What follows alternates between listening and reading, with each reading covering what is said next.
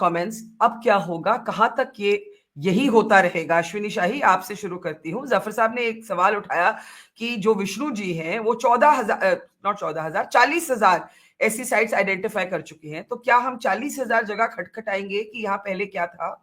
ये रियलिस्टिक है? ये देश का फ्यूचर का क्या ये होगा? उनका काम है। बरखा जी, ये या उनका काम है, विष्णु जी कर हम्म रहे हैं।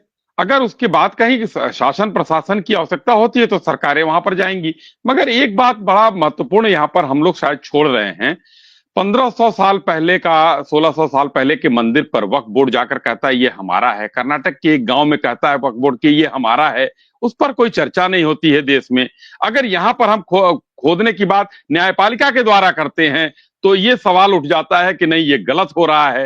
हिंदुस्तान के नागरिक वो भी हैं।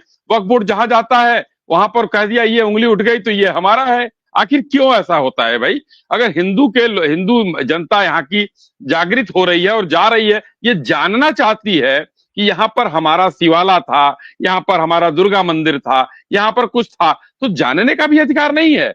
वहां तो लोग कह रहे हैं कि ये हमारा है, उसका दावा है, जानने के आप बाद छोड़कर क्या? हट जाइए। सर, जानने के बाद क्या होगा? जानने के जानने बाद के क्या बाद होगा? आगे, जानने के बाद न्यायालय है, लड़ाई होगी। 500 साल रामचंद्र जी का मंदिर का मुकदमा चला, लोगों ने वो किया, नहीं दिया ना, ऐसे प्यार से दे देते। अयोध्या अगर हम लोग पैदा हुए तो पैदा होने के बाद ही पढ़ाया गया अयोध्या में रामचंद्र जी का जन्म हुआ। उनके लिए साक्ष्य जुटाना पड़ा।